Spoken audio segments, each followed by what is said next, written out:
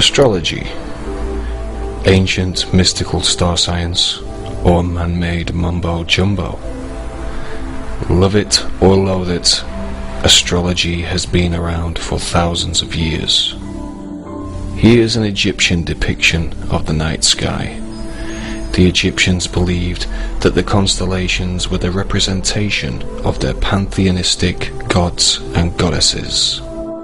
Astrologers focus on the area of the night sky known as the ecliptic, as seen here.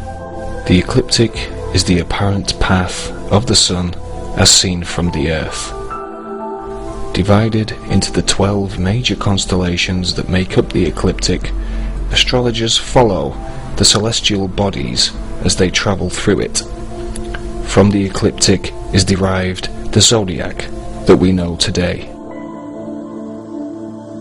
The Egyptians believed that the heavens were imbued with the magical and mystical properties of their gods and goddesses, and they believed that they could channel their energies by reflecting the constellations in their architecture on the ground below. An example is the layout of the pyramids at Giza, which the Egyptians built to reflect the celestial grouping known as Orion's belt. It's an ancient hermetic principle called as above, so below. Astrology today has been largely relegated to the ranks of superstition, with many people glancing at their horoscopes for fun. But tabloid astrology merely focuses on the position of the sun through the ecliptic. In-depth astrology considers the influence of all the solar system's celestial bodies, following the positions of the sun, Saturn, and even Pluto. As the celestial bodies travel through the ecliptic, the apparent path they trace as seen from the Earth, astrologers believe they form influential aspects to each other. This in-depth astrology is used in occult circles, such as secret societies, like the Order of the Golden Dawn, with its complex occult symbolism. The Freemasons, whose members have included America's first president, George Washington, use astrology in their symbolic art. Here we see a Freemasonic tracing board whose royal arch can be seen adorned with the signs of the zodiac. On the Freemasonic apron, the all-seeing eye of Horus, an Egyptian symbol. At the George Washington Masonic Monument, we see a giant compass and square depicted. The Freemasonic symbol of their great work is seen here, also adorned with another Egyptian all-seeing eye. But what of the compass and square and its Illuminati symbolism? What can it mean? In the Divine Pymander is revealed the Hermetic maxim, as above, so below, as pictured by this tarot card of a magician with one hand up and the other hand down. As above, so below. And what that means is that in esoteric thought, in everything that is above is reflected down below. And that everything that is down here has a supernal, macrocosmic, if you will, origin. And that's one of the essential concepts in the occult.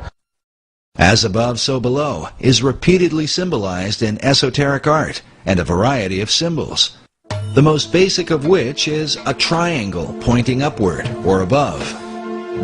This is accompanied by a second triangle pointing downward, below. When combined, they form a hexagram, commonly recognized as the Star of David, one of the most dominant symbols in the occult. Removing the base of the triangles, one can see the outline for the square and compass of Freemasonry.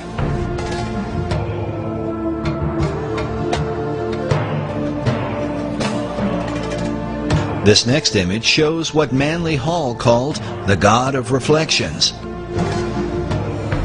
He is called the Ancient One, perched over a pool of water that reflects his image. Notice also how the placement of his arms and the crown upon his head form two triangles like a Star of David, while on his chest is a Maltese cross positioned upward and then reflected again down below. Esoterics believe this same principle of reflection can be found in nature, with bodies of water providing a mirror as a picture of the Hermetic maxim.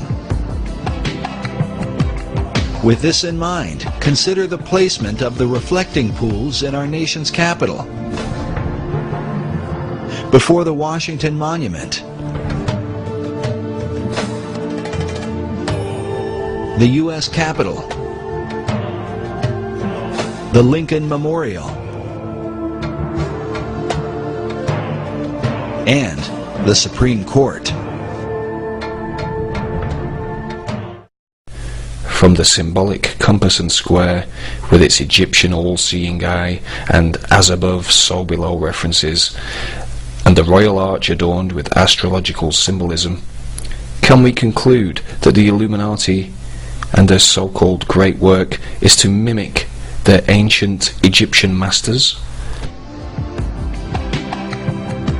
As above, so below. All those individuals that were involved in any type of architecture to the ancients, that philosophy, that dictum, especially in Freemasonry, was as above, so below. What you have in the heavens should reflect at a certain period of time that which is on the earth. Federal Triangle was basically reflected from the stars. Washington, D.C. was built according to Hermetic principles, as above, so below. It was laid out to reflect what was going on in the stars, where you had a right-angled triangle surrounding the constellation of Virgo. The right-angled triangle surrounding Virgo is partly reflected in the layout of Federal Triangle. The White House, Washington Monument, and Capitol Building were designed in a right triangle, according to a star pattern above, where three stars surround the constellation Virgo, forming a stellar triangle.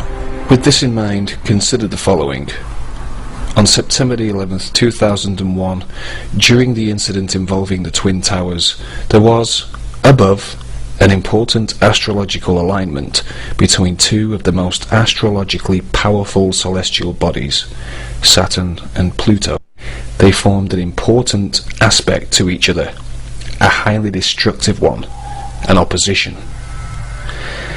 Let us begin by looking at the planet Saturn. Saturn and its astrological symbolism is that of the planet of form and structure. It is also known as the planet of materialistic power. Saturn, on 9/11, was in the sign of Gemini, the twins. Gemini also represents multiplicity.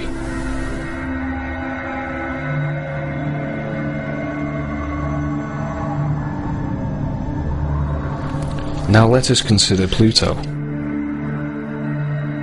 Pluto represents destruction and transformation.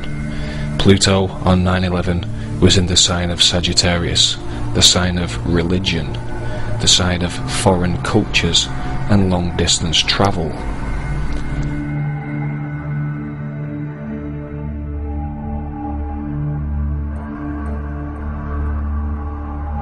Is the planet of structure in the sign of the twins enough to give us an as above, so below reflection? Is Pluto in the sign of religion enough to give us the as above, so below reflection on 9/11?